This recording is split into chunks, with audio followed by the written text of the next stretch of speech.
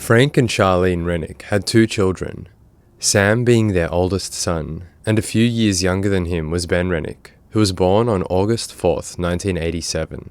The family lived on a farm near New Florence, Missouri, where Frank owned a pet care company.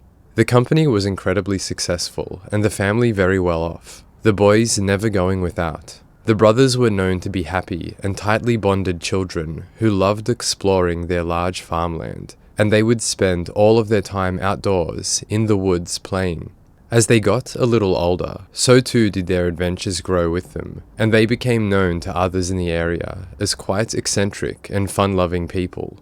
Ben had loved animals from a very young age, and took a keen interest in reptiles. His parents would encourage this interest, and he owned a number of exotic reptiles as pets, forming a deep love for these creatures. This interest would follow Ben throughout his entire life, and by the time he finished school, he was keeping and breeding a range of snakes, from pythons to anacondas. In the early 1990s, Ben's mother is diagnosed with cancer, and she battles it for 15 years, until 2008, where she passes away. The family is heartbroken, and 4 years later, even more tragedy strikes. Father's Day 2012. Ben Renick finds his father dead with a self-inflicted gunshot wound to the chest. It is soon learned that their father Kevin was stealing money from his company's investors, and had been for quite some time. Now facing 20 years in prison, it is believed that this is why the man took his own life. Before killing himself, Kevin makes sure that as much as possible is in order for his sons. Ben is to inherit the farm, and Sam is to get most of the money. The two boys choose to continue living on the property that Ben now owns, 70 acres of land, and they live in separate buildings. Sam says that as time goes by, the two brothers have less and less in common, and aren't as close as they once were. They were very different people indeed. Ben never went out and drank or partied. Ben was more introverted and reserved, where Sam was outgoing and boisterous. And to further drive these two apart, Ben had begun to revolve his life entirely around snake breeding, something that Sam just didn't understand. Ben would start a company called Renick Reptiles, a small-scale operation where he breeds and sells snakes. Despite it starting out small, he's incredibly good at what he does, and this does not go unnoticed, as he begins making a name for himself within the industry. A few years after his mother's death, a relationship between he and a woman named Lindley Gallatin blossoms. When Ben was younger, he was in a metal band as the drummer, and here is where he met Lindley for the first time, as she was dating one of his bandmates. Years later now, he sends her a message on Facebook in response to a quiz she had done, and this is how they came back into each other's lives. Lindley Gallatin was born in 1988, and grew up in a rural town close by to the Renick farm. Her parents were hard workers, an electrician and a nurse, and they did their best to provide Lindley and her sister with the best life they could. Lindley was known to be an extrovert, very outgoing, a well-known cheerleader throughout school, someone who was very outwardly loving, and always needed to be surrounded by people. When Lindley graduated high school in 2006, she didn't know what to do with her life, until her sister had brought a pamphlet for massage therapy home. Lindley found herself becoming very interested in this line of work. She says it appealed to her because she could satisfy her desire to help people, all the while fulfilling her social needs. So with this newfound purpose, Lindley sets out and begins a journey of studying to become a massage therapist. Whilst studying for this in 2007, she becomes pregnant with her boyfriend at the time, Josh Hake. One morning in 2008, while Lindley is home with morning sickness, Josh goes to the pub. Here he gets drunk and collides with another vehicle whilst driving home, injuring himself and severely injuring the occupants of the other vehicle. Because of this, Josh goes to prison for 10 years, and Lindley cuts off all ties with him. It's now January 3rd, 2008, and with the support of her mother and her sister, Lindley delivers the baby, whose name is Matthew. And it's around this time of her life that she begins dating a man named Michael Humphrey. The relationship between her and Michael is described as toxic, and Michael introduces Lindley to the world of prescription pain medication. Lindley becomes addicted. After a bit over a year of arguments and difficulty inside this relationship, Lindley, as she refers to it, has a moment of clarity. One afternoon, she tries to recall the events of her morning and was unable to do it. Believing that the pills she had been taking were affecting her drastically, she panicked at the idea that something could have happened to her son and she would have never have known through her drug-induced haze. She decides that she has had enough of the pain pills and enough of her relationship with Michael, so she leaves him and moves back in with her father. It is here and at this time that Ben Renick would reach out to her on Facebook and they would begin to talk. Ben and Lindley very quickly progress their communications into a relationship. The two are moving fast, and Ben tells his friends and brother that he is head over heels for Lindley. She also is equally as infatuated with him, and they very shortly after reconnecting on Facebook decide to move in together at Ben's farm home. Lindley says that he was the most interesting person she ever knew, and they had so much in common. Their music tastes were the same, movies, and so forth. She loved that he played the drums, that he collected horror movie props and souvenirs, and he even had a tattoo on his arm of Godzilla and the Marshmallow Man from Ghostbusters. Ben was very creative, artistic, and dedicated to his art of snake breeding. But most of all, she loved that he respected her and was a sensitive man. On the other side of the relationship, Ben told others that the support she gave to him was unlike anything he'd experienced before either. He was raised in such an isolated environment that he wasn't used to people close to him being so impressed by his lifestyle. She became his #1 fan. She cheered him on, supported him, and encouraged him to grow as his business was getting bigger and bigger each year. Not only does Lindley like Ben, but so too does her father, and he describes his daughter's new boyfriend as very easy to get along with, a great person, and someone who was very good for his daughter. In addition to all of these boxes that they ticked in each other's lives, Ben was fantastic with Lindley's son, Matthew. He had made a couple comments about like, oh, just move in with me. And it was just like, well, it's not just me that you're getting. Like, I have a son, and he had met Matthew, but we had never been, I had never brought Matthew over to his house. And so, we decided that like, maybe we'll try like a sleepover and see how this goes. You actually being around, a child full time. And so Maddie and I came down and we spent the evening, had dinner together. And then at bedtime, I told Ben, I was like, well, this is my bedtime routine with Matthew. And Ben had set up his spare bedroom and like made up a bed so that Matthew could, have his own room in his bed like he was used to. And so I told him, I was like, well, we're going to go do bedtime routine and then I'll come out, whenever he's asleep and we're done. And he just followed me in there and made himself a part of it. And he sat on the other side of Matthew while we were reading his story. And when I snuggled up with Maddie to rub his back before bedtime, Ben just sat on the floor and laid his head next to him while we did bedtime and just kind of fully embraced that. The whirlwind romance continues, and very soon the two have a daughter together. In 2014, when their daughter is 2 years old, Ben and Lindley get married, and the day is described as being intimate and a beautiful service. The young family is described as perfect, with Lindley and Ben raising their children on the very land that Ben grew up on. They did this alongside Sam Renick and his young family, who also still lived on the land in a separate building. When love and life comes crashing onto the scene, so many people lose sight of their passion.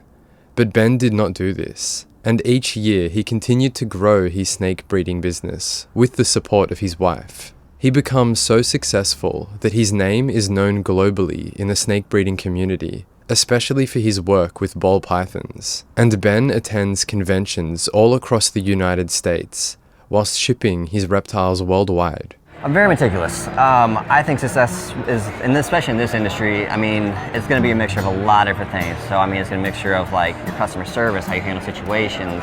You're obviously you're going to have to make nice snakes. Like no matter what, you're going to have to produce some nice animals. And you're gonna have to care, you know what I mean? Like you're gonna have to don't just throw everything together and try to make snakes. Like you have to actually I spend months working on breeding plans and I pick every single animal that I'm gonna pair up. And I'm really meticulous about what I pair up. I only wanna make the nicest expressions that I can of every single animal. You're not just going to throw animals together just to make some I'm babies. not just going to throw animals together and just make some babies. I'm going to really, really make an effort on what I do. It's what I do for a living, you know, it's what I love doing, and I take pride in that. So, you know, I take pride in my entire company. Here we have a normal sunset, and you can see, I mean, like, it's got really nice orange on the sides, it's got a really bold pattern. In about another 100 grams, it's going to change quite a bit. It's actually going to turn a lot more red. So they get more red as they get older. They do. So, but it's kind of one of those things. As Ben's business grows, so too increases the time and energy that he puts into it. He attempts to hire help a few times, but the employees never last long, and eventually he recruits his wife, who is able to keep up with him, whilst understanding the love and care that goes into the reptiles. Lindley leaves her job as a massage therapist and begins working with Ben on the reptile farm full-time. She not only works with him caring for the snake's habitats, but she begins to handle media relations, paperwork, and much of the behind-the-scenes of the company that Ben didn't have time for. The two work day and night, and Lindley says that this had become a consuming focus in both of their lives. I hope one day that I have a facility as clean as yours. How do you maintain it? How does it stay so clean? A lot of work. A lot of work. Yeah, so every day we go through, I mean, you know, after we're done cleaning all the snakes, everything like that, we go through, we mop the floors, we sweep everything. Once a month we go through, we clean all the racks. So I mean, it's just a lot of work, but I mean, it's worth it to have a clean place. I would say so, man. It's just... My building smells perfectly like snakes and bleach. It's wonderful. Every day I pick a wall, basically, of snakes that I'm going to be cleaning. So on Monday I'll do basically anywhere, I think it ranges from about 150 to 200 ball pythons a day. But as adults, it'll basically be like a wall. So I'll take one section of my building at a time. So Monday I take a section, Tuesday I take a section, Wednesday is feed day. Wednesday is the day that I spend from the time I get here to the time I go home feeding. And to be honest, it's a 7-day job here. It's one of those things that you never stop cleaning and you never stop working. And so, I mean, it's a non-stop endeavor. Our relationship really just was kind of Renick Reptiles. I mean, we would wake up, I would get the kids ready, take them to daycare or school, wherever they needed to be, come back. We would work together all day. I mean, you know, we would take lunch breaks together. We would work throughout the day, then I would go pick the kids up, come back, we would do dinner and, you know, bedtime and kind of cool down with the kids, and then we would go back to work and work really as long as both of us could stand it to get everything done, and then just go back to bed, and that was our life. The pressure of this constant work isn't something that Lindley enjoys at all, as her passion for snakes is not present like it is for Ben, and she eventually expresses interest in the idea of opening her own day spa business. The couple brings this idea to their financial advisor, who then gives them the thumbs up on the new business. According to Lindley, she says that Ben wasn't happy about this, and the only reason he took the idea to their advisor was because he thought it would be shut down immediately. Lindley says that this is disheartening to hear from her husband, but she goes ahead with the plan nonetheless, and opens up her very own day spa called Essentia Spa, 45 minutes away from their home, located in a heavily populated area in Columbia, Missouri. Lindley hires a friend and previous work colleague to help run the spa, and her name is Ashley Shaw. She says that Ashley had taken over most of the running of the business, and that this was appreciated, as she had no idea how to run a business alone. Ashley is directly in control of hiring, firing, ordering, and many other elements of the business. And Lindley also states that she handed so much control over to Ashley for another reason too. All of Lindley's clientele were previous clients of hers from other businesses, and she felt that she had to spend most of her time in the rooms giving massages, as these people came to see her, and because of this, she was unable to learn how to run her own business. Over time, Ben and Lindley's relationship deteriorates, as the two learn about one another that they are very different people. Ben loves isolation, solitude, and working intensely with his reptiles. Lindley, almost the complete opposite. She needed to be around people, to have conversations, and exist in bustling environments. She did not enjoy living on the farm, and doing so for so long had been taking a toll on her. Even though she felt happier now with her work life centered around the spa, the business itself was unfortunately in a constant state of losing money. Lindley would be sued a number of times for not paying bills, and discussions between the husband and wife about closing the spa had begun. Where the spa was failing, Ben's business, Renick Reptiles, is soaring, so much so that some snakes he was selling would go for up to $50,000. And he was in the process of finalizing a deal to sell part of his business for $1.2 million to a famous athlete. Lindley says that Ben is so focused on his own work that he couldn't understand why she needed and wanted the day spa. And the more that the spa failed, the more tension would build between the two, as Ben was always needing to use money from his business to get hers out of trouble. A third party describes the situation as Lindley was sucking money from Ben's business, and then hers would hemorrhage it away. There are a number of conversations between Ben and Lindley which occurred via text and Facebook Messenger regarding this situation. I've adjusted the exposure of these images so that you can somewhat read the texts being displayed behind the detective. Unfortunately, there was no other footage that showed these text messages directly. On March 27th, the couple are discussing money. Lindley is talking about how much money she needs to keep the spa open, and Ben is concerned about how much they're putting into this business and how much it loses. Later that same day, the conversation continues, and Ben confronts Lindley with the numbers of how much her spa is costing them. During this conversation, Lindley discusses a type of bankruptcy that she can file, which will allow her to stay in business, and Ben expresses that he does want to help her, but she is not giving him the info he needs, or the access he requires to be able to fully help. He says that she's keeping things from him. Multiple messages are exchanged between the two between this date and June 3rd, where Ben continuously tells Lindley that she is still not paying her bills. On May 17th, the couple are having a lengthy discussion about their relationship, their sex life, and Ben feeling like he is not a priority in Lindley's life, suspecting that she doesn't love him anymore. He says that he doesn't deserve to feel this way, and he questions how she feels about him. As they sort through these issues, they touch on an alleged sexual assault that Ben committed against her when she was sleeping one night. Lindley says that she woke up with Ben fingering her, and this was something that made her feel very uncomfortable. Ben acknowledges that this did indeed happen, and he apologizes for this. Lindley responds by saying that she still loves him, and that she is faithful to him. There is nobody else. On June 5th, Ben asks Lindley again if she likes him anymore, as there is no more affection in their marriage, and she again reassures him that she does love him, but she feels unsafe being around him. She says that she doesn't trust that he won't take his aggression out on her, or he won't get frustrated and yell at the kids. Ben is rather confused by this, and says that he has never done anything to make her feel that way. On June 6th, Ben informs Lindley that his first payment for the $1.2 million business sale should be coming through very soon, $200,000. Lindley describes to others that her relationship is completely falling apart, and she didn't believe it to be salvageable, as she had begun to have thoughts of divorce. Despite this though, the two do continue to try and work through their problems, and on June 8th, 2017, they have a date night planned. On this day, after Lindley finishes work, she is going to pick up the kids from school, and a babysitter would look after them for the night. That way, the couple could go to the movies to watch Wonder Woman together. Throughout the day, the communications between the couple depicts normal husband and wife discussions. Ben is incredibly excited for their date night, and Lindley even sends him some nude photographs of herself. Ben states that he can't stop looking at these photos, and Lindley responds with,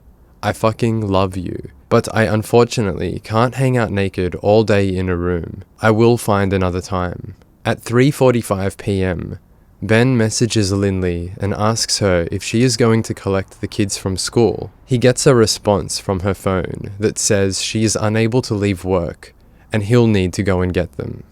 At 5:45 p.m., Lindley receives a phone call from the school saying that the children were never picked up. Lindley rushes to get the kids, then hurries home to find out why Ben didn't collect them. During this period, she makes a number of calls to Ben which go unanswered, and she sends him many texts and Facebook messages, which he never replies to. When she gets to the farm, she tells the kids to stay in the car, and Lindley enters the facility. She finds Ben's dead body laying face down in a pool of blood. Hysterical, she runs out of the facility and calls his brother Sam. Sam immediately rushes to the scene from his house, and then 911 are contacted. We were called for a man down, believed to be a snake attack. And a man lying in a pool of blood, do you recall that? Correct. Prior to your arrival at Renick Reptiles, were you given information that there was possibly a 500-pound anaconda on the loose? Yes, I was. So when you arrive, what's the first thing you do? The first thing we do is walk up to the structure, of course. We make contact with a female outside that we later find out is Lindley Gallatin. She's hysterical. So we go into the building and we start searching for this snake that is allegedly on the loose. And was EMS already there? Yes, they were. Did you observe Ben Renick's body? Yes, I did. And eventually, do you determine that there is in fact not a snake on the loose? That is correct. And at some point, does Dave Colbert arrive on scene? Yes, he does. Who is Dave Colbert? Dave Colbert is the Montgomery County coroner. He was in there on his back. He was covered up with a sheet. And is it your understanding that he was originally found face down? According to the statement that was made by Sam Renick, the deceased brother, he said he found him in face down position and then rolled him over to assess for life to see if there was resuscitative measures needed. As I approached the body, we were still under the pretense that this was a snake attack, and so whenever I entered there, we came to the body. I removed the sheet from the foot to the head and then observed the body. I crouched down to take a closer look, and when I did this, I then saw some divots in the floor. I also saw some injury to the face that I would say was more consistent with not a snake injury but a gunshot wound. And then I saw a shell casing on a shelf just above the decedent's head. The cause of death is multiple gunshot wounds. It's hard to read from here. Would you like the hard copy with that? Please. It's tough being blind. Multiple gunshot wounds with extensive injury to the brain and brain stem. Thank you. Nothing further, Judge. Everyone who witnesses Lindley's behavior in this time describes her as beyond inconsolable, hysterical, a complete mess. Sam, covered in his brother's blood, takes the Renick children to his house and keeps them there, whilst the facility turns into a crime scene investigation. Ben had been shot 8 times. 7 of the bullets hit him in the back, and one of them was close range, fired through his temple. Police bring both Lindley and Sam Renick into interviews as persons of interest. During her first interview, and many others following, Lindley tells police about financial arguments that Ben had been having with Sam. She tells them that she wanted nothing to do with Ben's brother. The bad blood that she alludes is between the two brothers is something that Lindley drives hard, and law enforcement, along with many others that learn of this, do suspect Sam to be the killer.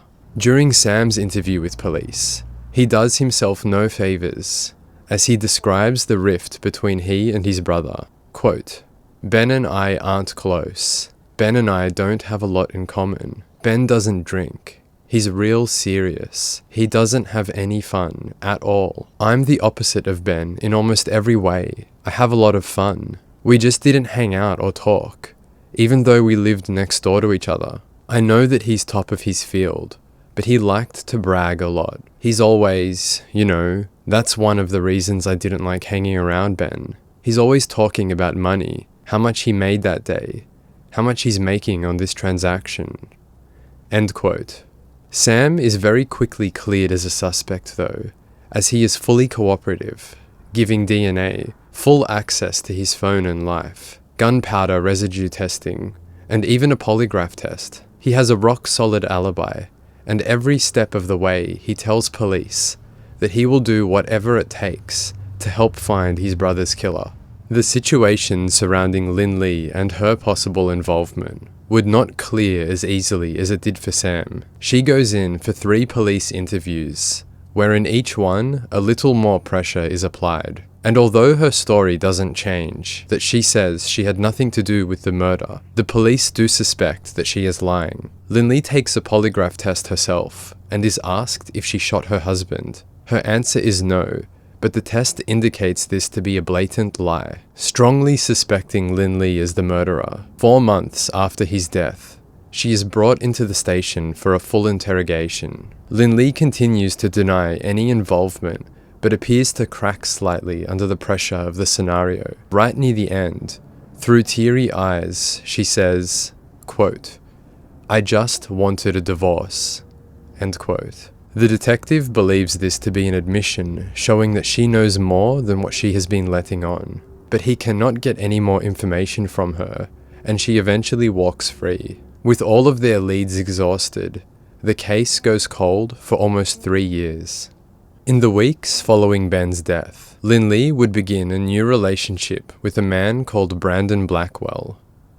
This relationship rapidly becomes serious, and she moves in with him. Then, only a few months following her husband's death, she is pregnant with Brandon's child.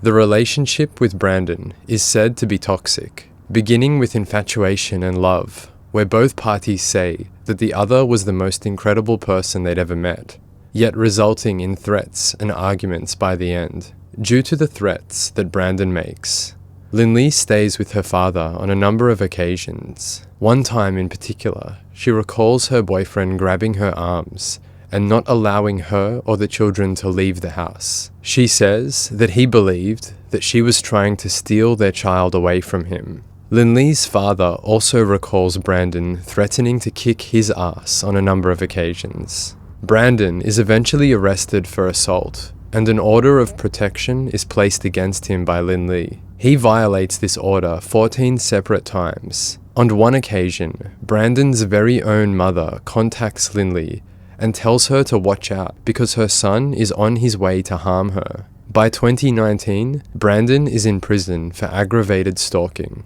Also in 2019, April to be exact, there is a new detective working the Renick case called Nathaniel Schaefer. This is his first case where he is lead detective, and he digs into the Renick case quite heavily. He learns that Lindley's new love interest, Brandon Blackwell, is not only serving time, but is paying child support. Believing that this man might no longer have a reason to protect Lindley, the detective wonders what information Blackwell might have regarding Lindley's role in her husband's death. Detective Schaefer approaches Blackwell with the possibility of reducing his charges should he cooperate with the investigation, and he sits down with the man for an interview.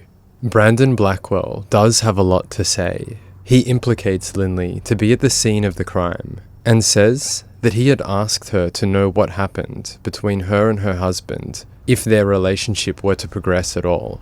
Brandon says that they discussed this murder multiple times over multiple occasions, and each time her story never changed. She was the shooter, and she wasn't alone. An ex-boyfriend of hers called Michael Humphrey accompanied her on the day. Michael Humphrey is already a person of interest, as the police learned through their investigation that Lindley was in contact with him on the day of the murder. On top of this information, Brandon says that there was an attempt to kill Ben once before. Lindley tried to poison him, and that her star employee, Ashley Shaw, was in on the plot. Ashley Shaw is approached with a deal as well. For her cooperation in telling what she knows, she would get complete immunity from any charges related to Ben's death. Ashley takes the deal and says that one more woman, Rachel Hunt, who also works at the spa, was involved as well. Rachel gets the same agreement that Ashley did, and both women tell their side of the story.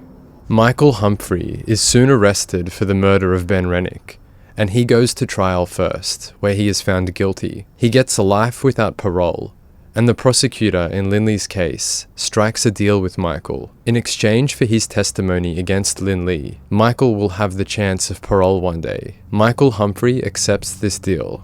Now, with all 3 people who are allegedly involved, Having deals of immunity and charge reductions, a story emerges, which they say to be the truth. There wasn't enough money to pay employees or pay a lot of the bills. There was a lot of bill collectors calling and the landlord showing up to collect rent. And as being involved in the books, did you see where some of the problems with the financials were occurring at? Yes. And can you tell the jury where you felt the financials were occurring at? A lot of money was being allocated to advertising, and so that was taking up probably the money that should have been used for other things. And who was handling the advertising for the spa? Eric Bremer.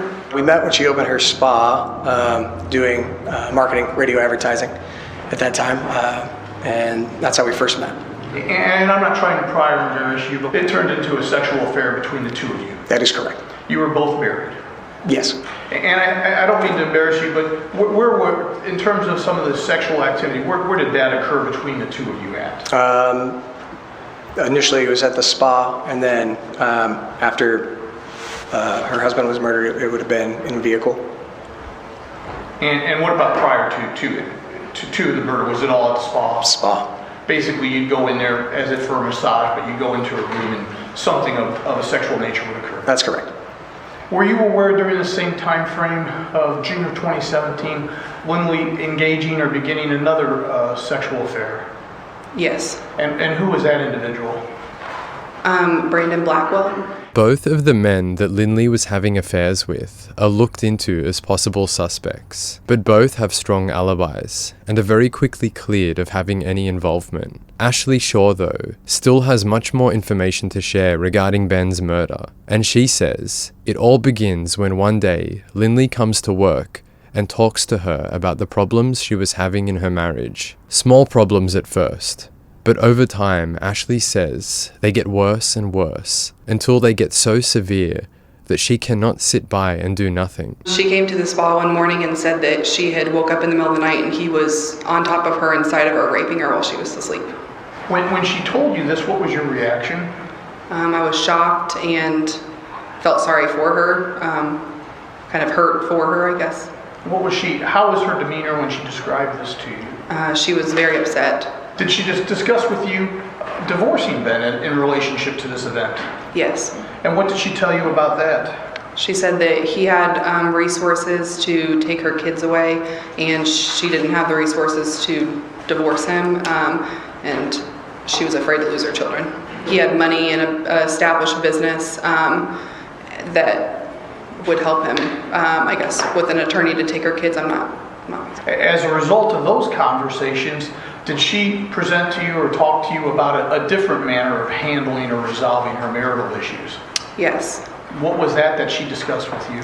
She said that she didn't really think of any other option, and that she asked if I could help her with murdering him.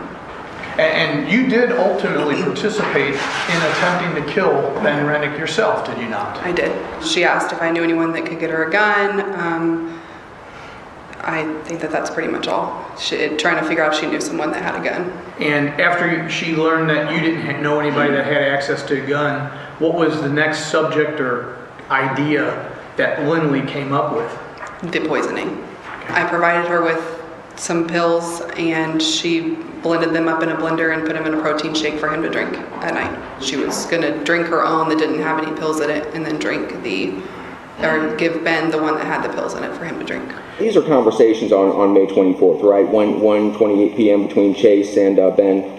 Okay, Wednesday, May 24th? Yes, on the right would be Ben. Ben says, "I have a fun story" with 3 exclamation points. He refers to this food poisoning as a fun story. Correct? Right. When she texted you, remember what the nature of the text was? It said it didn't work. And then you said there was an actual phone call. Yes. Tell us about that phone call. She called me and said that he was very sick all night, threw up, but he was still alive. Did she indicate to you whether she also drank the same concoction? No, she drank the other. When you say the other? The one without the pills in it. So she had one, a drugged up concoction and one without? Yes. Did she indicate to you how she acted at home, drinking the normal drink? She pretended to be sick. After learning that she and Lindley had tried to kill Ben, what was your reaction? I was shocked, and I told him I didn't want to be a part of anything. You told him you didn't want to be a part of it? Yes. Did you ask why? No. Were you ever told why?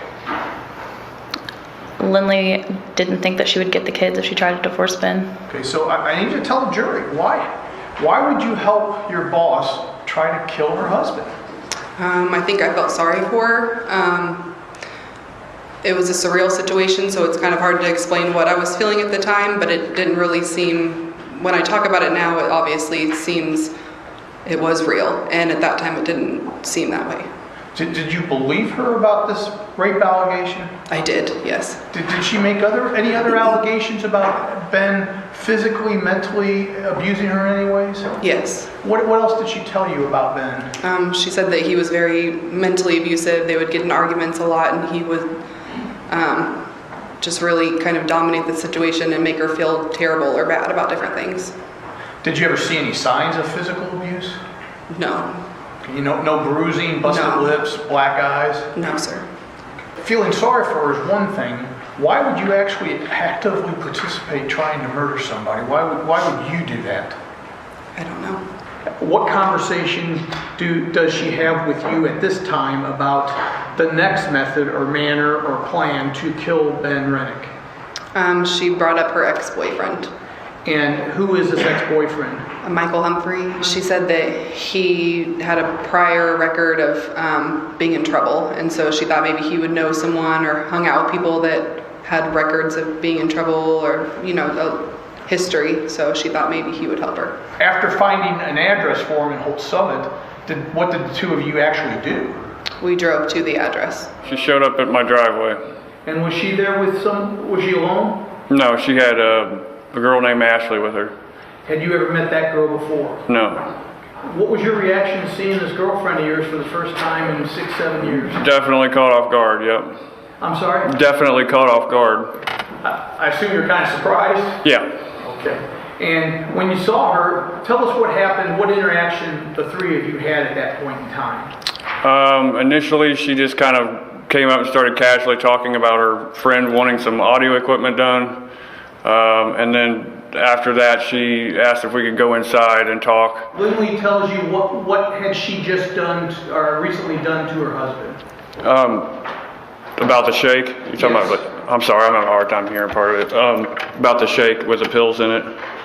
And that they were trying to find somebody to shoot him. Initially, I thought she was just exaggerating some, Did you respond? I told them that was crazy. That was, she said that there was different physical and sexual abuse going on, like raping and, Did she go into detail with you? A little bit, yeah. What did she tell you? One thing was that he had climbed on top of her and forced himself on her in the middle of the night. Another one was that she had woke up to fingers. I don't know how you guys want to. And I know it's unpleasant. We don't know, but go ahead and use her exact words if you remember. To her being fingered, and she was trying to say no to it. They wanted to try to find somebody to shoot him. And did you give him any advice with respect to that? I told him I was not going to be a part of that. He was shocked by the whole situation, I think, and then he said that he would think about it. And so you go back to the spa. Do you remember anything about the conversation afterwards with Lindley? Yeah, she just talked about how she hoped that he knew someone that could help her, that he would be able to help her, and that she hoped that this would work out, this plan would work out. Michael Humphrey says that he remains in communication with Lindley after this visit, and eventually he tells her that he does know people who would murder her husband, but it would cost her a lot of money, more than she could afford. Seeing as she could not take this option, he decides that he will still try to help her in another way. He meets up with Lindley at the spa a few days later, and here he provides her with his handgun. Michael states that he knows she could use this gun, as when they were dating, they would go to a gun range and she would fire it. On top of this, it was fully loaded and a round chambered, so if she ever needed, all she had to do was point and shoot. He describes that he provided her with his weapon only as a means of self-defense. If she ever felt like her husband was going too far and was going to severely hurt her or the kids, at least she now had a way to protect herself. He states that the abuse she described to him had been so severe that it was bothering him, and he believes that no one should have to endure that. In the days leading up to him giving Lindley the gun, police learned that Michael had a conversation with his friend where he did ask, "How do you get a husband to stop abusing his wife?" After Michael leaves the gun with Lindley at the spa, he then returns home. A few days after this event, Lindley unexpectedly drops into Michael's house once again, this time without Ashley Shaw present. She comes alone and asks Michael if on the date of June 8th, he would help her out once more. She asked me if I would go out there to her house to help her gather up like a bag of clothes so that she could go and stay at some point with her dad. She had said that she was going to talk to him, get some of her stuff in order to stay there, like I said, at her dad's and stuff, and then from there it would probably work out whatever future action she was going to do, whether she was going to get a restraining order or file for divorce or that kind of. And based on what she told you or asked of you, what was your intended role to be, so to speak? Just to make sure he didn't flip out, basically. Lindley disputes much of what Michael tells the court here. She says that there was never a gun provided to her on any occasion, and that all of her conversations with Michael leading up to June 8th involved divorce and separation, but murder was never discussed. In saying this though, Lindley does agree with Michael's version of events for what was supposed to occur on June 8th, the day she asked Michael to accompany her whilst she packed a bag of clothes and was going to leave her husband. We had talked about how he would come up in the morning and go with me, that I would be able to talk a little bit to Ben about what was going on, why I was, grabbing clothes for the kids and I, and then I wanted to be able to have time for Ben and I to kind of separate through the day, for me to go back to the spa, him to have the day to work, so that hopefully after I, just dump this on my husband, all of these things that I've been keeping in and not feeling like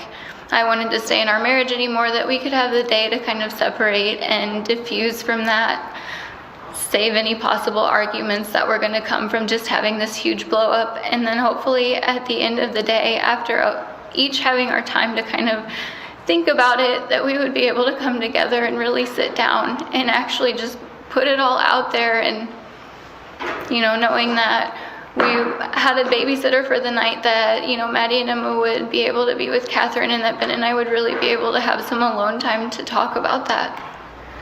Because to be fair, you had been lying to Ben. Yes.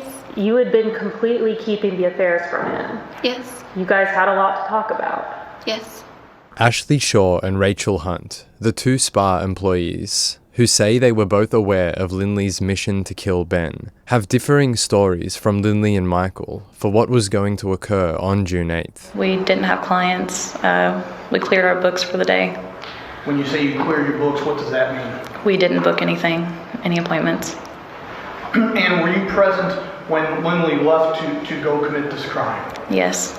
Michael was going to come to the spa, and they were going to go together to her house, his business, to kill him at home or at work. At around 2:30 p.m. June 8th, Michael Humphrey and Lindley Renick depart from the spa and drive the 45 minutes to the snake facility where Ben is working. As you're in the car driving to the facility, what are you thinking?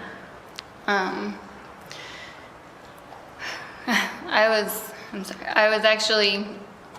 thinking about a big box of snakes, and I know that sounds silly, but right after Ben and I got married, we were in the facility, and he was talking about, now, if you ever leave me, half of this is yours, and I was like, I don't want it, and he said, oh no, you're gonna get half of this. He was like, I'm gonna take half of everything in this building, and I'm just gonna put it in a big box and drop it on your doorstep. And I was like, are you gonna put them in bags for me? He was like, I haven't decided yet. And obviously we were joking, like, and I told him, I was like, we both just looked around and I was like, that's going to be a really big box of snakes. And he was like, yep. I'm sorry. It's okay. I've noticed, are you kind of grinning and laughing because that's a nervous habit of yours? Yes. Is this pretty hard to talk about? Yes. What time did you and Michael eventually get to the facility? I don't know what time it was, but we just drove straight there. We pulled down the driveway and pulled up to the facility, and Ben's Jeep was parked there, and so we just, pulled up on the pad right behind it. We got out, walked around to the front of the car, and just as we get to the front of the car, from my right side, basically, sort of behind me, she walks up to me, and I feel something at my hip. I end up turning around and looking at it. It's the gun that I had given her. And when you see that, what is your reaction? I shoved it back at her and asked her basically what the hell she was doing. Ben came out the door at the exact time all this was going down, or just as it was. And do you know what he's doing, or can you see? If I remember right, he had like some bag or box or something in his hand to throw away. Ben was walking out of the facility and he had some bags of trash. And so he stopped, and Michael and I are standing there just right in front of him, and Ben was like, hey, what are you doing? Obviously surprised to see me there in the middle of the day, let alone with somebody else.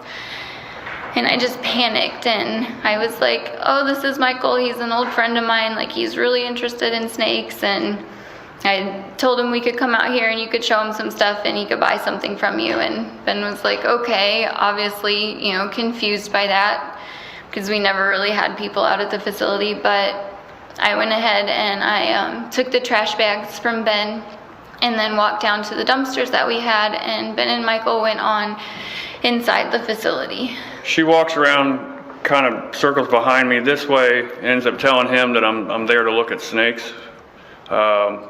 And that she had known me from or since high school or something to that effect. That I was a friend from high school or something like that, yeah. He was just, I guess, momentarily hesitant as to, just randomly showing up there, but was like, fine, that's fine, come on in. You can take a look, see what all we got. So he heads back into the building. Correct. What do the two of you do then? I followed him in, actually. She had taken trash from him, I believe, and took it over to the dumpsters. I just lied to Ben again and told him this whole story about how this person's here with me to buy a snake, and so it was just kind of frantically trying to figure out, like, how do I backtrack this? How do I just lay this on him why I'm really here? And was really feeling like I wasn't even going to really be able to tell him, and like I need to be fully prepared to just like, Michael's going to have a snake now. When I was walking into the facility, Ben and Michael were drying their hands off and like walking towards the back. So like they had been at the sink washing their hands and then headed back towards the back baby section of the facility. He goes over to a sink that's on the left-hand side of the walkway through there or something, washes his hands, turns and then goes down the main walkway there, talking about all the different types of snakes they have. I don't know nothing about snakes, so at the time that he's walking down through there, he gets towards basically the end of it there. She comes in the door, walks right on past me. I'm figuring she's going to go down there and talk to her husband, let him know whatever's going on. Well, now let me ask you this, were you paying attention to her? I really wasn't. I was looking at a rack full of a lot of snakes.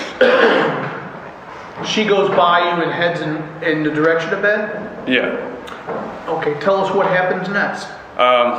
So like I said, I was looking at a whole lot of snakes. And then I heard a shot come out, which inside there was extremely loud, so I kind of ducked a little bit. I looked down through there, and she was at the end of the corridor, or whatever you want to call it, posed up like this with the gun. Now, when you saw Ben and Michael walking together back towards the baby section, could you tell if they were saying anything to each other? I wasn't paying attention. What were you thinking about or doing?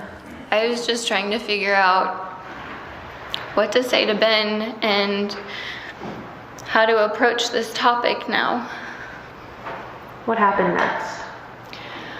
I walked down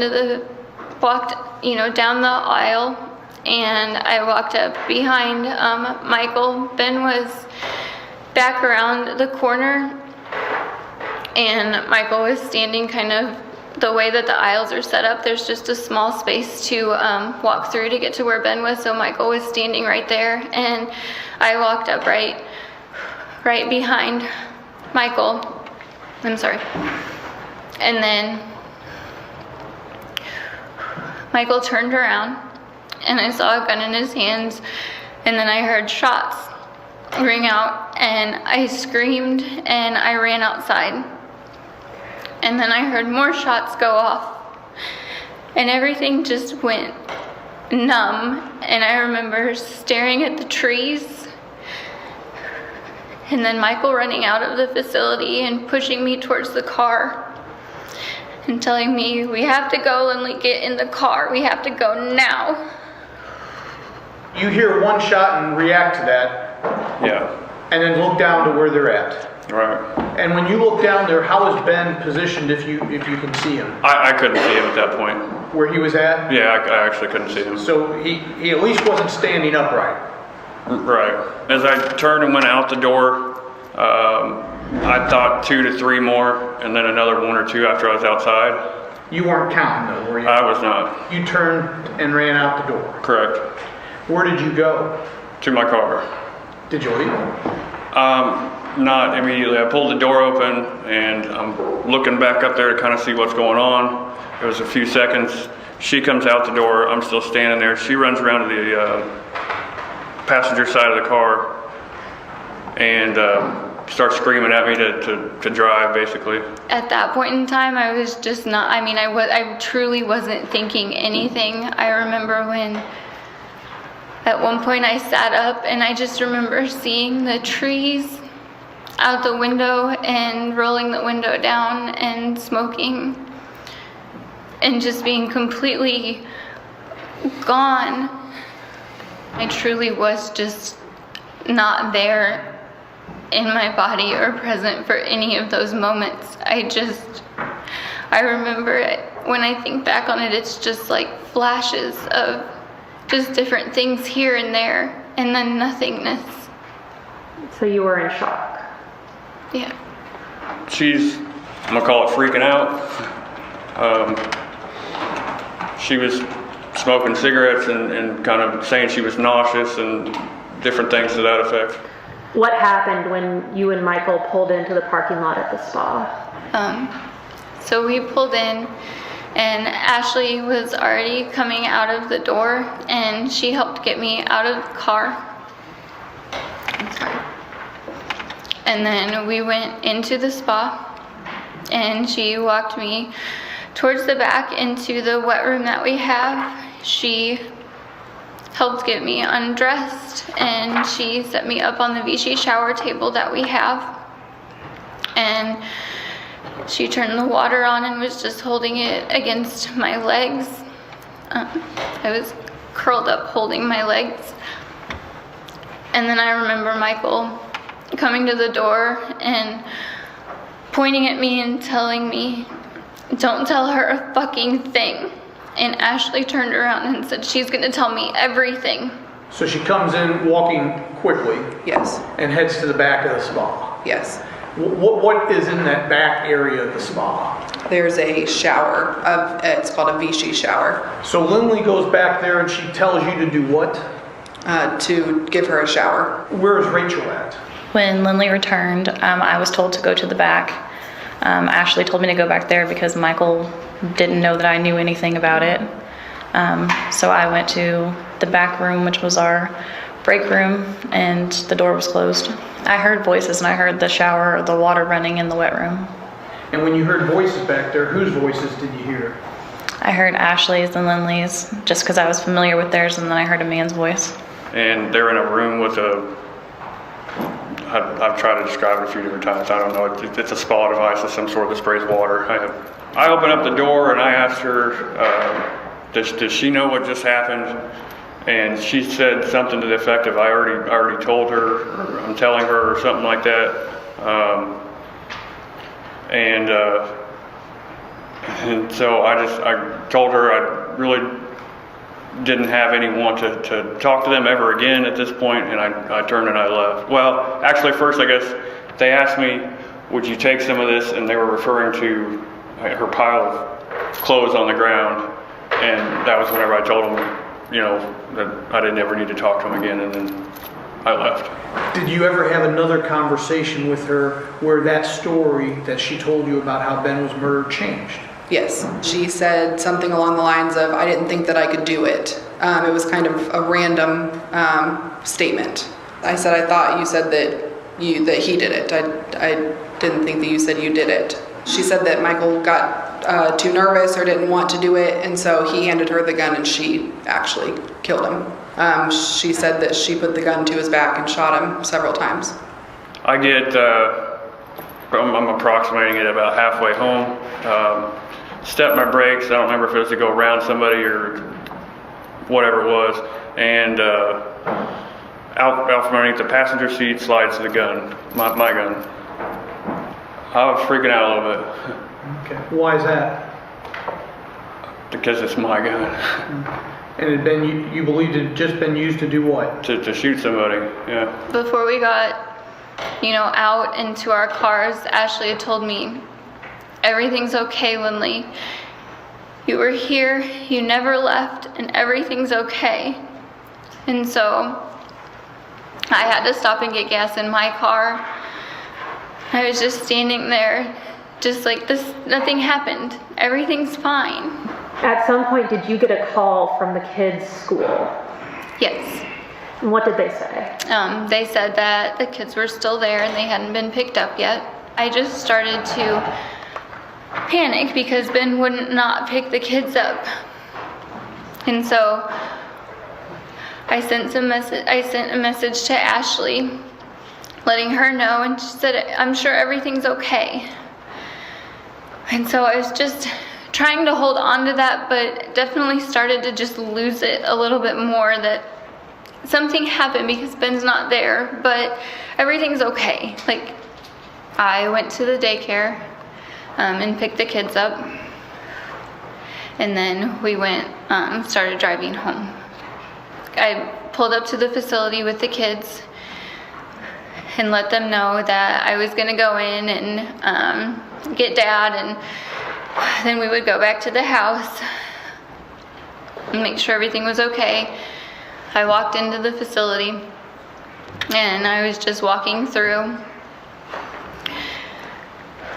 and then I saw Ben laying down in a pile of blood. And then I ran out of the facility. I'm so sorry. And then when I was coming out of the facility,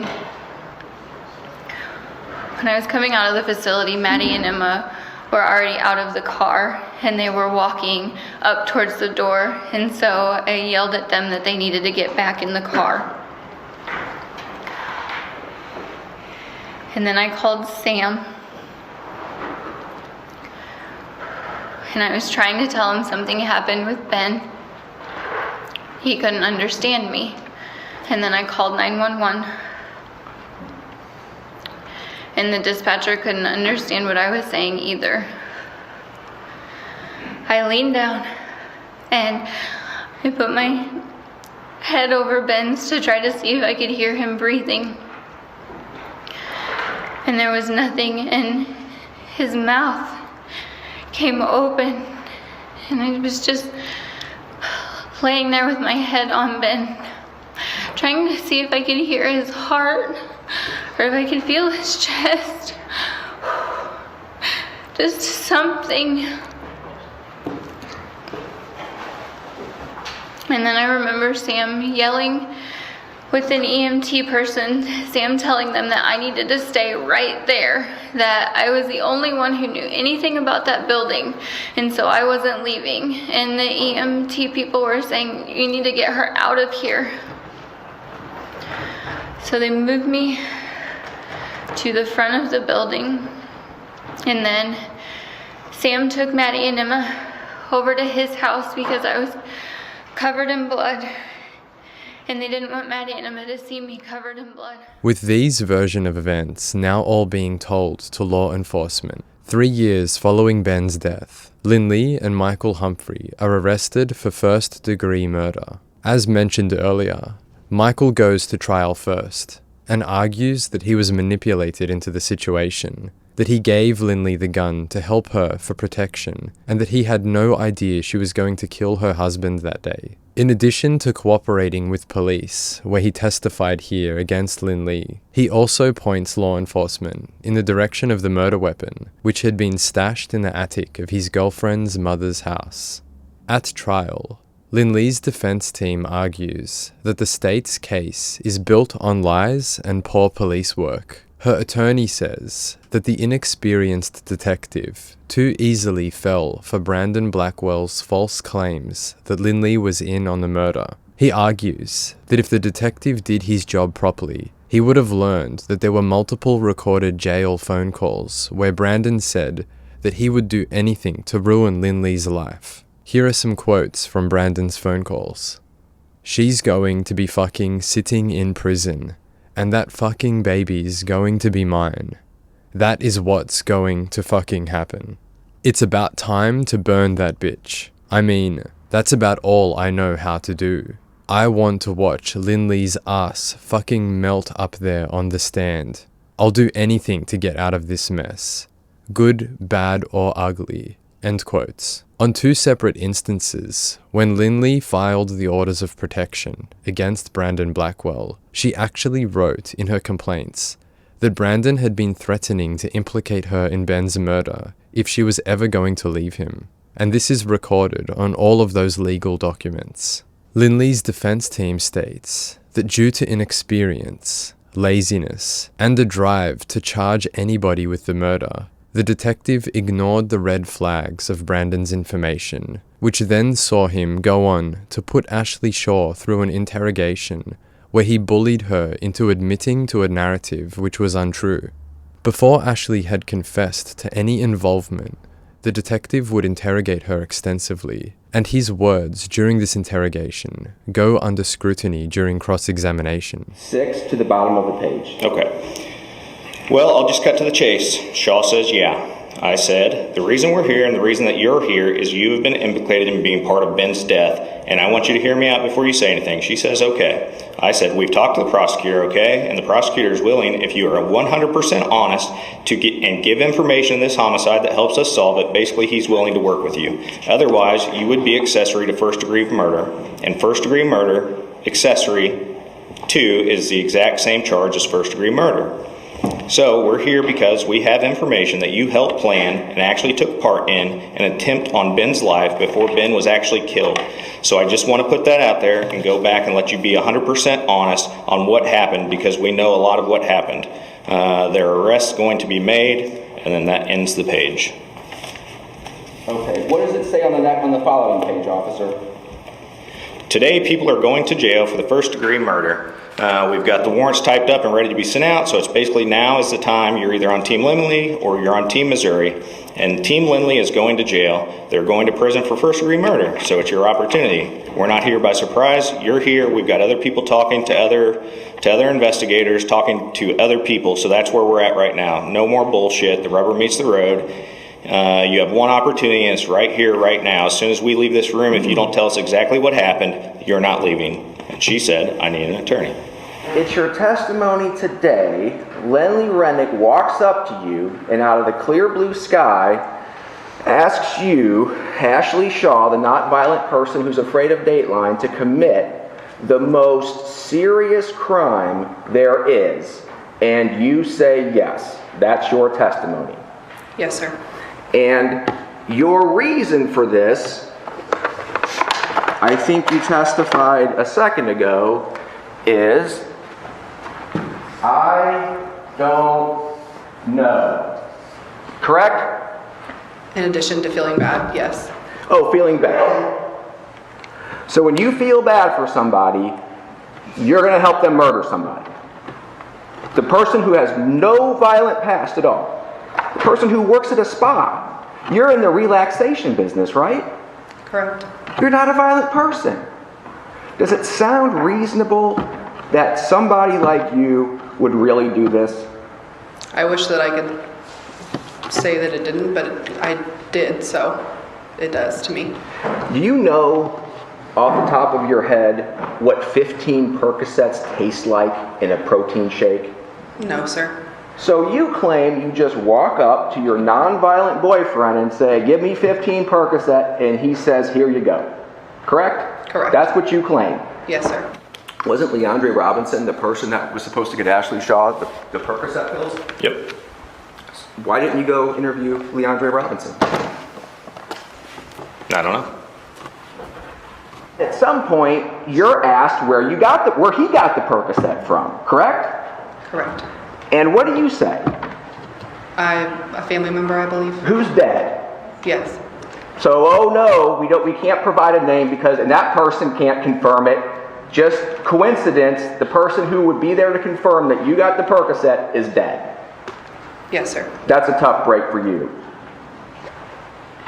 What is occurring here is the defense attorney is saying that the poisoning story was made up by Brandon Blackwell and Ashley Shaw to throw Lindley under the bus, in Ashley's case to save herself, and in Brandon's case to watch Lindley burn. The argument here is actually not straightforward at all, and rather difficult to summarize. The idea he puts forward is that during investigation, police questioned all of these people about a potential poisoning after reading text messages on Ben's phone about him being sick. This information is then discussed in group meetings between Ashley, Lindley, Brandon, and Rachel.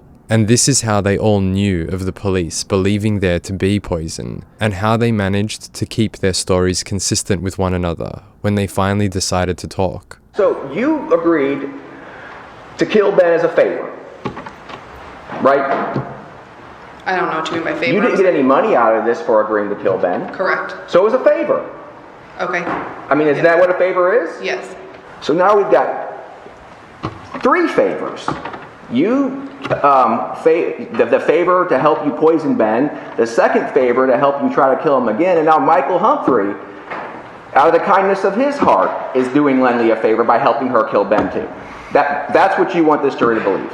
Yes. Did you plan for her to scream so loud that a neighbor a half mile away could hear her? Was that part of the plan? Not that I know of. I have no idea. You don't know, Ashley, because you guys never tried to kill Ben. That's why you don't know the answers to any of these questions, correct? That's not true. After the proffer agreement, the immunity deal, in which you get nothing, essentially, if you come in here and tell these people that you killed Ben, you get nothing, right? Correct. Okay, now, it may sound like you're incriminating yourself, but you're actually not. By incriminating yourself, you're getting off scot-free, right? Yes. So if you didn't agree to this proffer agreement, you were never leaving that jail cell, possibly, even if you were innocent. I don't know. I mean, the officer never said, Ashley, here's the evidence we have that you're guilty, right? They just said you were implicated, correct? Correct. So you could be innocent, and it didn't matter to Trooper Schaefer, because if you're innocent, he's still putting you through the ordeal of being accused of murder, right? Yes, I believe so. Up until that point, you were on Team Lindley. You were saying things that were helpful to Lindley. Yes. So you're on Team Lindley. What happens to people on Team Lindley, Ashley? According to Trooper Schaefer, what happens to people on Team Lindley? They're going to jail.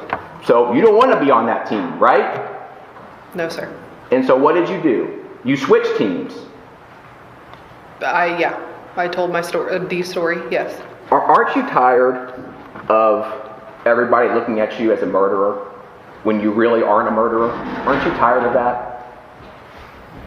I don't know who's looking at me. I don't know.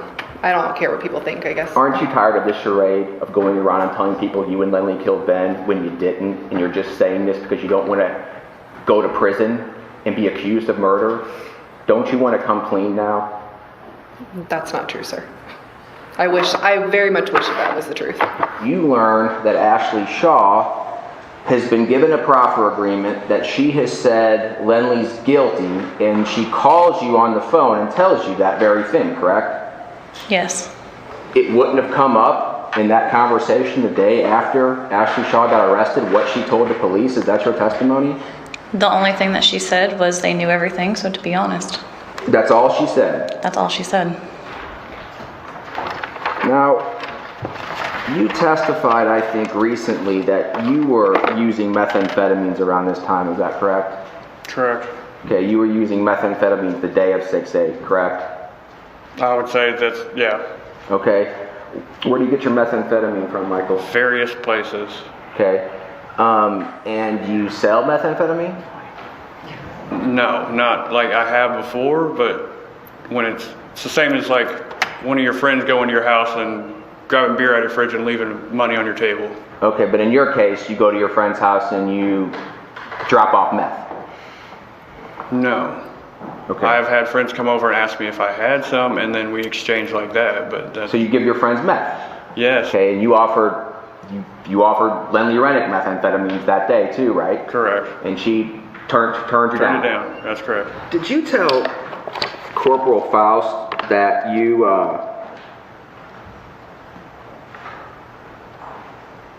slingshot a cat when he talked to you?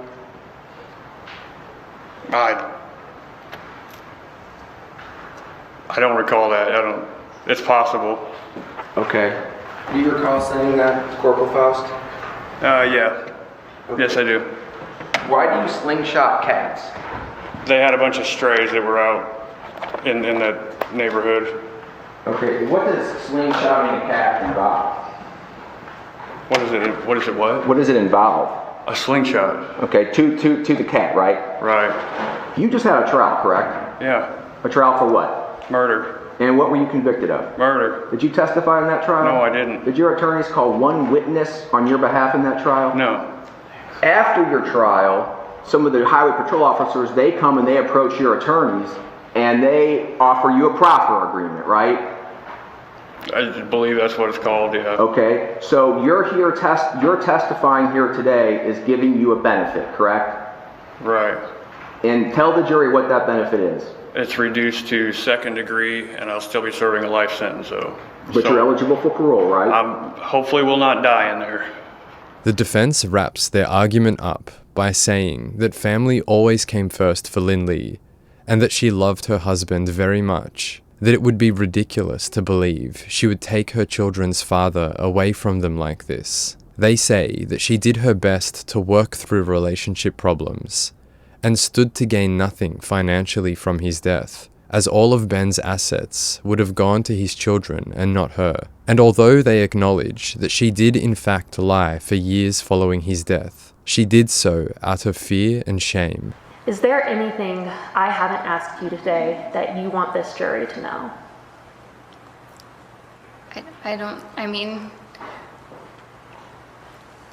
I lied a lot. And I understand what that means and how this looks. I don't know how to fully express that I never wanted Ben dead, and I never did anything. I did not murder my husband. And life has just absolutely fallen apart. Excuse me.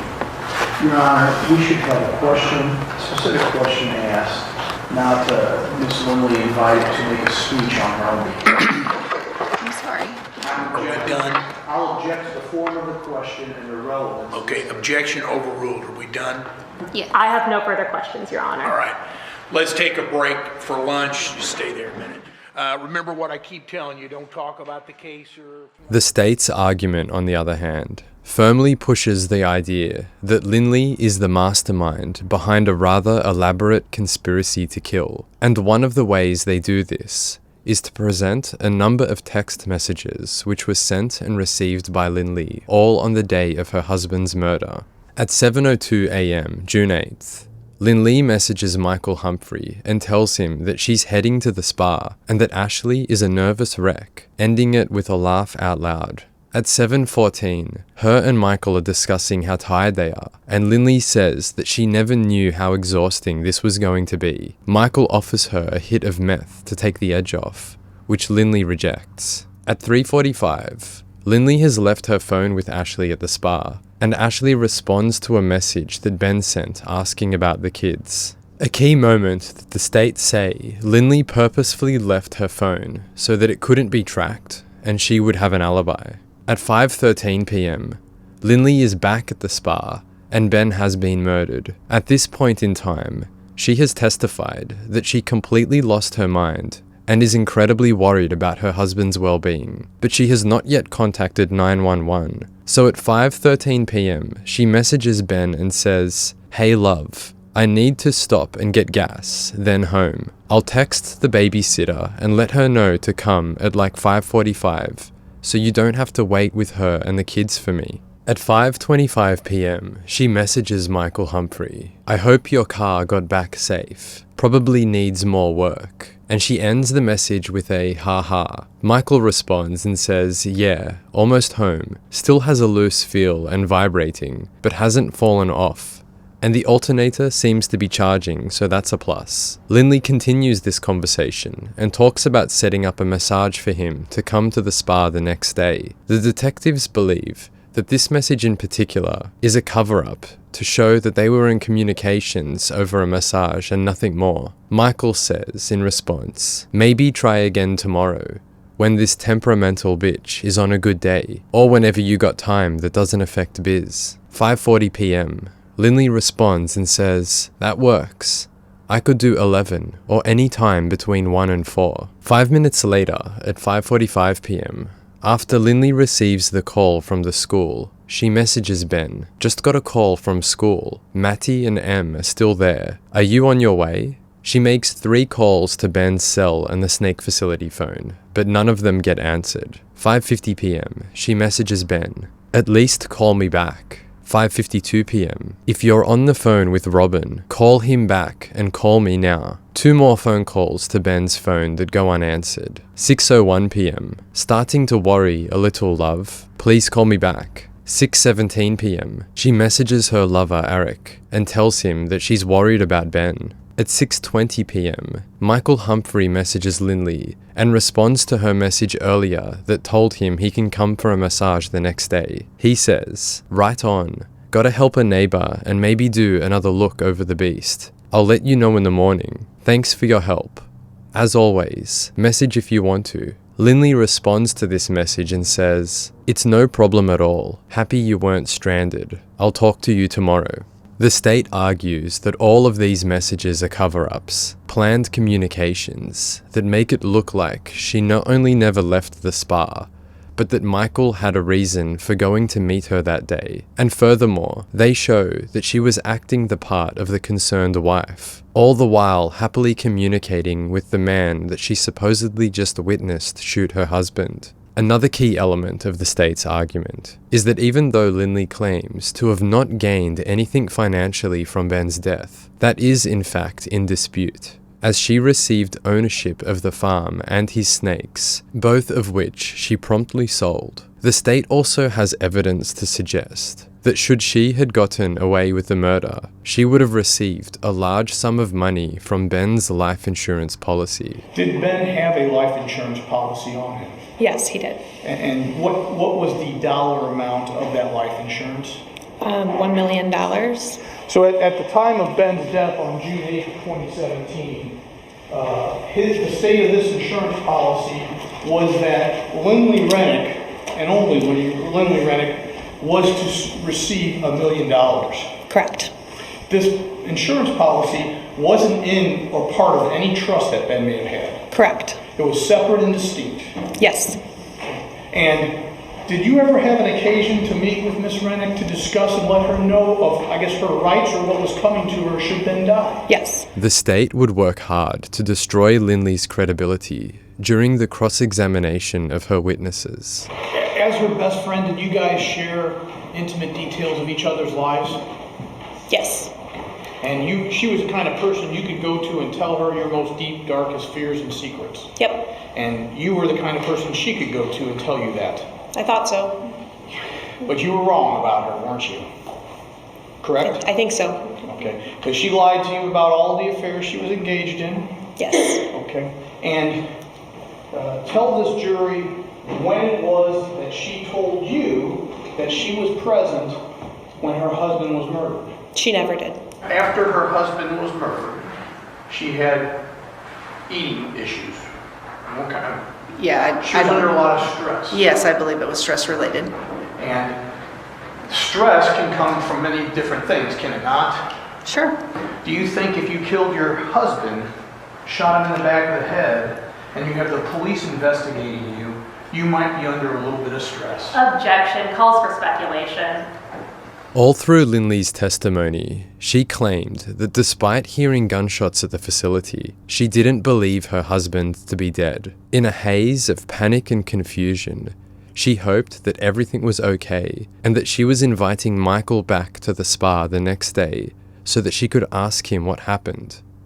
As to be expected, the state's attorney would pick this apart heavily during cross. In the 45 minutes to 50-minute drive back from the spa, you two were alone in the car, correct?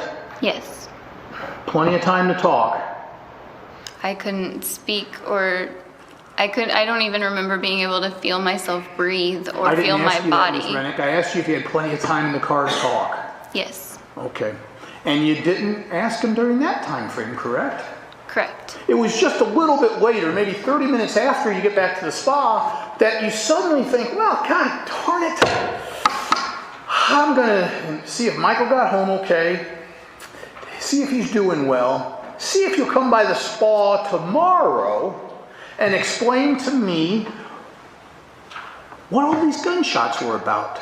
That's what you just told us you were thinking? I mean, I don't think I actually cared about how he was doing, but yes, I was trying to start a conversation to lead to that. Let's go through this text conversation you had with Michael. And this 525 is, I read that text exactly. There's a grammatical error in here. I'm not kidding you. I'm sure after killing your husband, you might not be typing on your phone correctly. Objection. Improper lawyer comment. All right, don't do that. You and Sam had your differences, did you not? Yes, Sam? quite a few, yes. Yeah, but Sam didn't kill his brother, did he? No. Sam was entitled to know who killed his brother, didn't he? Yes. And you never told Sam? No. And worse than that, you knew who the real killer was, and you told the police, not Michael Humphrey, but they ought to investigate Sam, correct? Yes.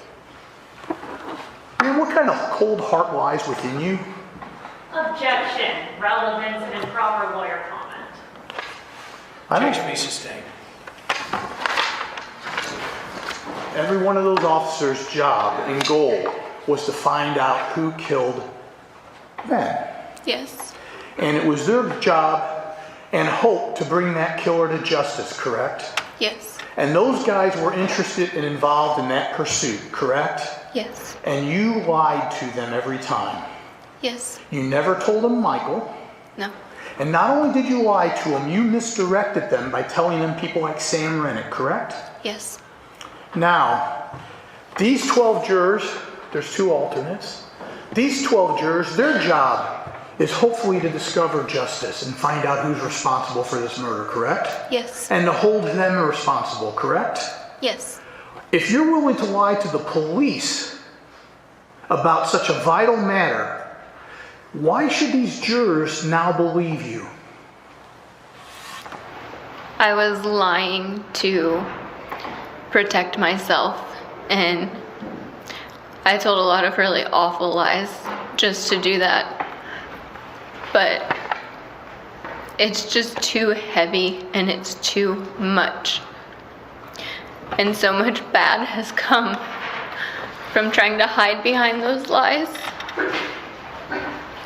So I understand what the prosecutor's saying about all of the lies that I told, but all I can do now is just sit up here and tell the truth.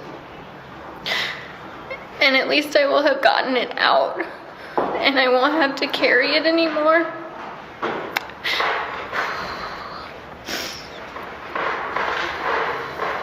Are you lying to this jury? I'm not. I did not kill Ben, and I did not want him dead. I'm sorry. That's all right. I have no further questions. The jury finds Lindley guilty of second-degree murder, and she is sentenced to the minimum of 16 years in prison. At this point of the video, I'd like to make a note that I've transitioned away from research and court testimony, and now speak from my own thoughts and feelings regarding this case. I found myself, through many points of research, fluctuating between the two arguments presented by each side. The idea that law enforcement bullied people into false testimonies was rather convincing, and based on the detective's words, really didn't look good for him at all. Whereas the state held that text-based evidence, which suggests that Lindley is a woman who seemingly was not too fussed about her husband's well-being at all. There were a few things that really rubbed me the wrong way regarding Lindley. In the days following her husband's death, she continued her sexual relationships with both of her lovers. I understand that everyone processes grief differently, and that she could have very well been using these men as distractions. But still, for her to tell Brandon that she's deeply in love with him, and then to quickly become pregnant with his child, whilst her husband's body is barely cold, it's highly distasteful in my opinion, and shows a complete lack of respect for her husband's memory. To add to the distasteful behaviour, just weeks after Ben's death, she sells the family farm without telling Sam Renick, a resident of the land. Sam learned that his childhood farm, the place he had grown up on, was being sold by getting a notice to vacate letter in the mail. He had 30 days to find somewhere else for him and his family to live. Another instance, which in my opinion depicts poor character on Lindley's part. When Ben died, one of his snake breeding friends, whose name is Dave, great name might I add, Dave would come to help with the care of the snakes. He did this, free of charge, for over a year all by himself, as Lindley had moved off of the farm and into her father's house. One day, Lindley attempted to sell Ben's prized anacondas to another snake breeder called Megan, and she does this without telling Dave of the plan. Megan contacts Dave straight away, as she knows the man had been caring for these snakes free of charge for over a year, and if they are to be sold, she believed he should have some knowledge of what's going on. When Lindley finds out that Dave and Megan are talking to each other regarding the sale of these snakes, she becomes furious and sends Dave, in his own words, a threatening text. Dave responds to it by telling her that he'll be talking to his lawyer and that she should be ashamed of herself. And there was one more moment that occurred during trial, which I will highlight now. A moment that I found to be rather confusing at the least, and something that the state's attorney did not focus on at all. During Lindley's testimony, she talks about her toxic relationship with Brandon Blackwell. She goes into detail and tells the jury that he was a very threatening man, abusive, and all-round a horrible person. Watch this excerpt here that I'll now play, where she discusses the moment where she confronted Brandon, and she tells him that she will be leaving him. I was sitting there breastfeeding Jackson, and Brandon and I get into this huge argument, and I told him that, I told him, like, I'm done, we're done, like, I don't like the way that you talk to her or that you treat any of the kids, and just kind of word vomited everything that I was feeling at that point. He told me that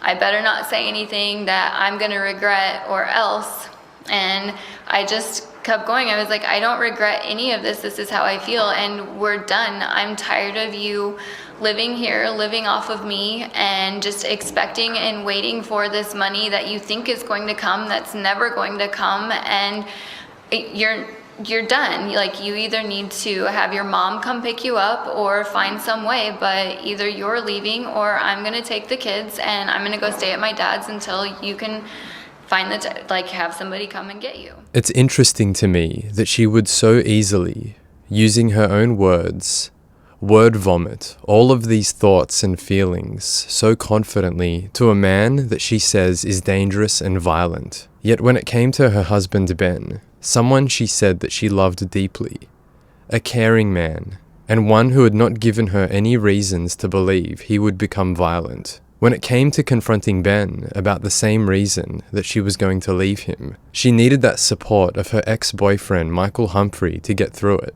I wonder why she was able to so easily word vomit at Brandon with no support, but not Ben.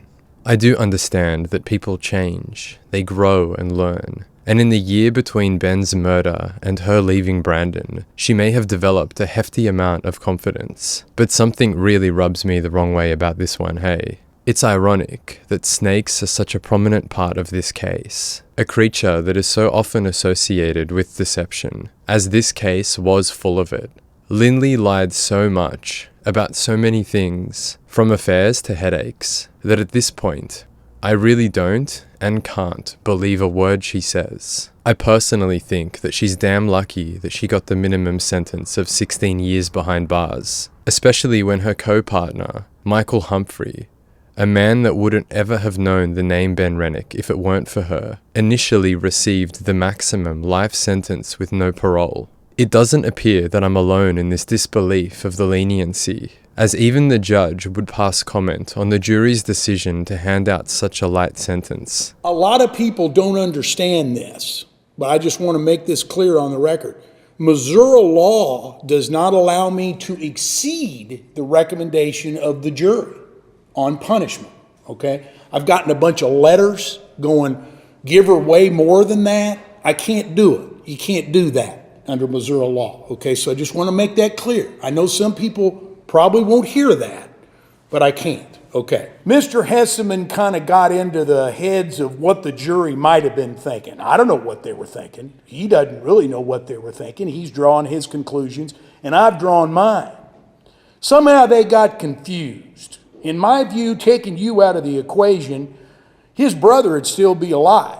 I don't understand how you're going up there at 1 minute you want a divorce and to get Mr. Humphrey mad enough to kill. I don't know. It doesn't matter if he killed. You were the one that put him up to it. You're awful lucky, ma'am. You're going to get out in your 40s, and my 40s weren't too bad. I just hope you don't kill again. That's it.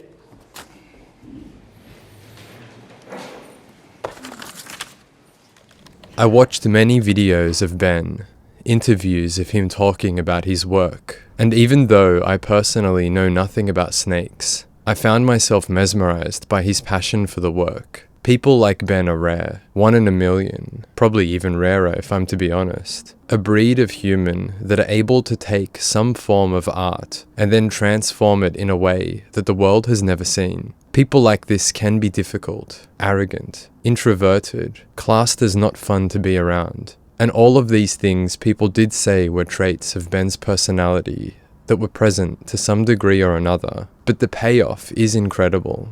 Advancements in the field that they are in, which go beyond what anyone thought was possible. Personal bests that break limits and push boundaries. These people are a unique blend of powerhouse and skill. And whenever they crop up in the world, I so love watching them work. It's frustrating to know that whilst this man, at the age of 29, was right on the cusp of breaking through, his life was extinguished without a second thought. The style of his execution, brutal in its cold-blooded horror. Ben had already accomplished so much, and I really wonder what life would have had in store for this man, had it not been for the idiocy of one very selfish parasite. There were countless messages where Ben was crying out to his wife, asking her why there is no love between them anymore, if she even likes him anymore, and what did he do to deserve the cold treatment. The reality, I believe, is that the parasite Lindley got bored with him. She was swept off of her feet initially by this driven and caring man, and then when the novelty wore off, she was stuck in a dead-end marriage that wasn't satisfying to her, living in isolation on a farm, and locked into his debt financially,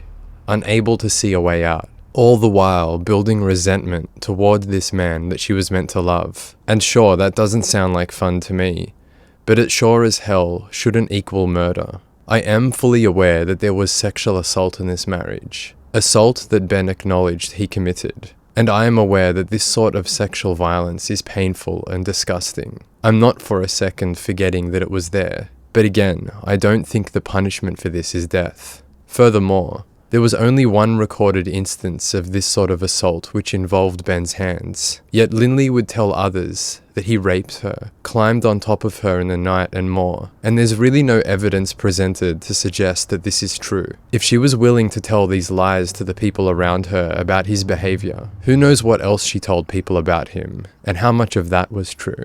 There's something that I find to be particularly disgusting about people who are willing to lie about and or exaggerate the negative qualities of someone else behind that person's back. The other part to all of this that I find to be vile is how Lindley claims time after time that she loves her children more than anything, but I don't see it or believe it. She robbed them of a father. She stole from her children something that they'll never be able to get back, and then ripped them from everything they've known.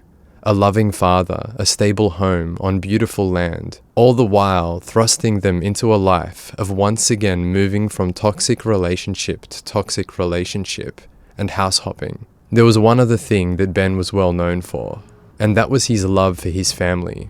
Every person that spoke about him said that his family came first and his snakes second. As examples, he wanted to work on the marriage, and he took Lindley's first son in as his own. I really feel for these children. They are still young at the time of recording this video, and during the trial, a family member who was caring for them whilst Lindley was in prison said that they're not dealing with this well at all. The eldest, Matthew, actually learned about his mother's involvement with Ben's murder via a Google search, and he was devastated. And if that's the case, there is a chance that one day he or his siblings may find this video. If they ever do find it, I would like to apologize to them. I'm sorry that this is a horrible situation, and I know you didn't choose it. I truly hope you know that I don't have the intention of smearing your mother's name any more than it has been, or harming your father's memory beyond the unfair death that he faced. I hope you are able to come to peace with this situation, even though your family has been ripped apart. And I hope that you all manage to move forward with your lives in the healthiest way possible. To end the video, I thought it would be appropriate to bring in the words from Sam Renick during his victim impact statement. Yes, I'm Samuel Renick. I'm brother of Benjamin Renick. And are you the same Sam Renick that, well, you sat through the entire trial, did you not? Yes, sir. And you're the Sam Renick that Lindley tried to tell the police was responsible for this crime, correct? Yes, sir. Have you prepared a statement that you would like to read to the court? I have. Your Honor, at this time, could I ask permission for him to read that statement to the court?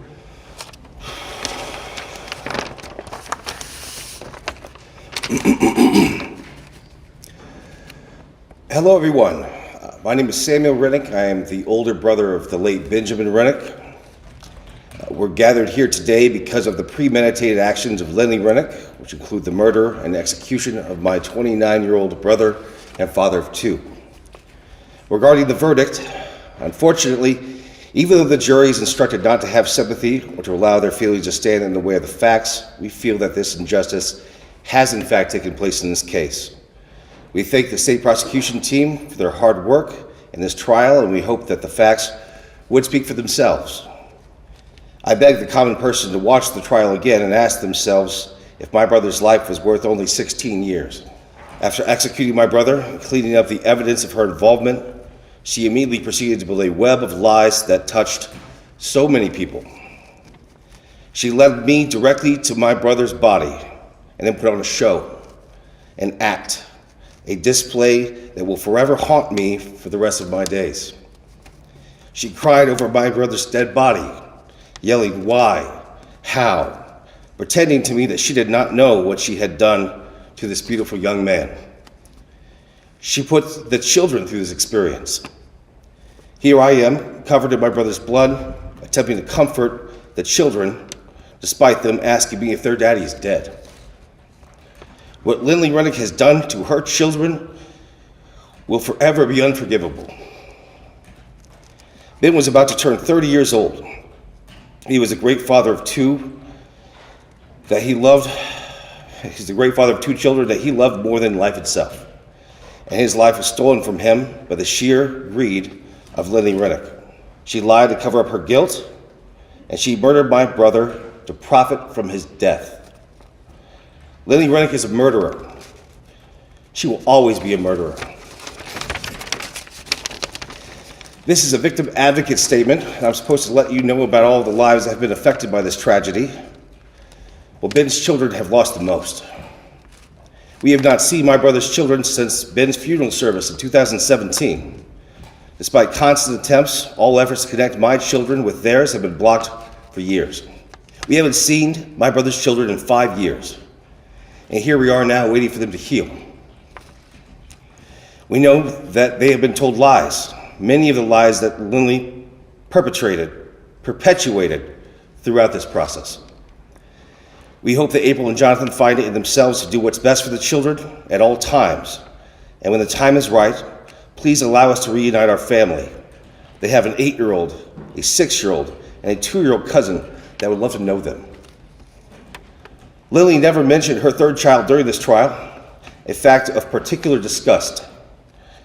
It never benefited her to bring up her youngest child, as she had him after the murder in her new life. There are a lot of victims in this case, from the very young and innocent to the multiple broken families and divorces that have happened as a result of Lindley's influence. The web of devastation travels far. Unfortunately, you cannot choose your parents, and certain mistakes cannot be undone. I'm hesitant to mention the farm. If you know the story, you know that my father took his own life so that we could keep that property. At the time of Ben's murder, he was holding on to my ownership shares of the land, and once he was killed, Lindley inherited that property that my family maintained for almost 40 years. Without notice from Lindley, she promptly decided to sell our family farm out from underneath us, uprooting both my children and hers, literally breaking the family apart. I'm hesitant because the property was purchased by a wonderful, hard-working family who have paid their respects to us, and we wish them the very best moving forward. Losing the farm, however, was devastating. It was like someone else had died. Smirk. She abandoned my brother's belongings, an act that shocked even the highway patrol, leaving behind wedding albums only to auction off my brother's collectibles. Selfish, unexplainable actions. After the murder, we requested that Ben's ashes be returned to us so they could be reunited with the rest of my dead family. Despite multiple requests, we have never heard a response. Please tell me that you're keeping my brother's remains for Emma, or I demand that you return them to us immediately. They should never again be touched by Lindley's hands. The waves of this tragedy travel far. My young brother was just getting started on a journey that was cut short by selfishness and greed. May Benjamin Renick please rest in peace. You got any questions? Yes, Your Honor. Mr. Renick, you didn't testify at the trial, is that correct? That's correct. Why not? I was hoping that the evidence would speak for itself. Okay, but you have a lot to say today, right? Oh, yes. But not at the trial. If I could do it again, I would. No other questions, Your Honor. Oh, and who sold the farm after Ben died, Sam? Lindley Renick sold that farm. Who sold the farm? You know who sold the farm. Well, who sold the farm, Sam? Charles Stahl sold the farm on Lindley Renick's behalf.